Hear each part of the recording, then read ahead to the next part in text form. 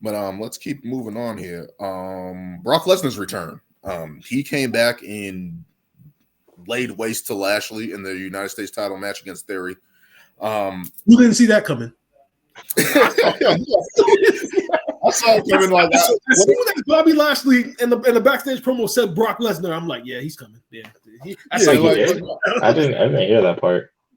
But my whole thing is that, like, didn't Lashley beat Lesnar for the title, right? Mm-hmm. At the last year's Rumble? Yeah, because of Roman Reigns. Yeah, Paul Heyman. Yeah, he did the double switch. Yeah, whatever the case may be. But it's like, if that's the feud that you're really mad, like, I don't see where the feud comes in. I guess this is just two big guys going at each other. Because I don't think did they finally have their full on one-on-one? Or was that at the Saudi thing? Yeah, they had it at the Saudi event, and Brock won. So I guess this is a continuation. Bret Hart pinned a bunch of feet off the ropes and land them backwards. Yeah, that's why I'm like, they need to have like their clean like match. Yeah. That's probably a road to WrestleMania type thing. Exactly. WrestleMania match, like two big dudes. But most importantly, MVP trying to bring back the Hurt Business. Bro, that's what I was waiting for. I'm like, I thought easily. I didn't think he was gonna win the title, but I'm like, easily the Hurt Business could have came out. Maybe they, get caught cheating or whatever. Like, Theory doesn't lose, but like they would have like either he would have lost and then they came out and like beat his ass and like, yeah, all right, I'm back with you guys. But then Brock, I was like, all right, they just probably setting this up for WrestleMania. But I hope that this Hurt Business just comes back in like full force, though.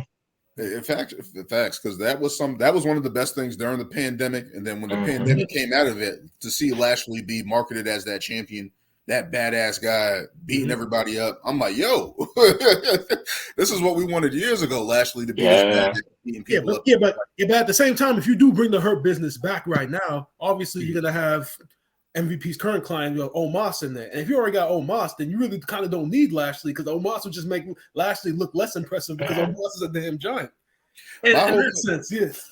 I don't know what direction they're gonna go with Omos, but it's like his roster push, whatever the case may be, it's like it's not effective to me. Yeah, so many stop starts. I just don't think he's not a big man that can move, right? He's not like the Big Show who lumbers. He's not a Kevin Nash. He's not a guy that can go in the ring yet. We haven't really seen that, right? He's been in all these squash matches and stuff like that. So it's like, I don't know what part he plays. I hope they don't try to do any triple threat matches. I hope they don't do that. But in terms of the Hurt Business coming back, I'm like, that was something that was awesome, right? Like, that was something that was different. It was new. It was fresh. Cedric Alexander got some shine. Finally. Yeah, like Shelton Benjamin even got some shine there. You know what I mean? Finally. So just to see the guys that have been trying to find their way next to Lashley, to see that impact, Lashley get that shine. So it's like, okay, this is a group that worked. And then just the way they broke it up, it was just like, it was like, why?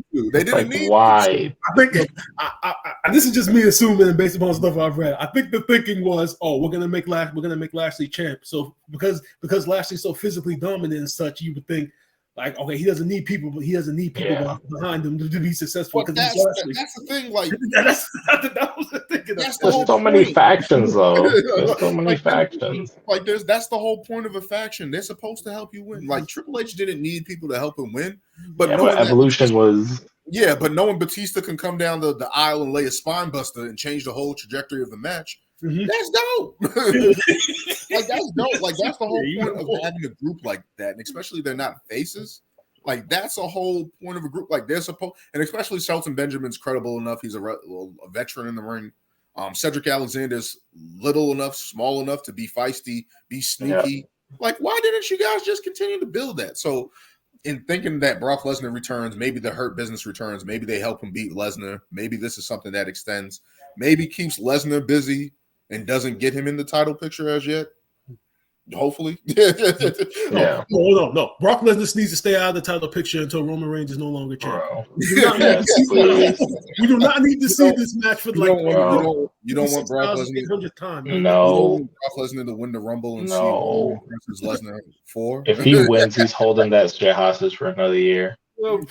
Daniel, you remember last year when I said how everything was gonna go at last year's Royal Rumble when I said, yep. Lesnar's gonna get screwed. Somehow he's gonna end up in the Rumble, and then we're gonna have these two at Mania. And then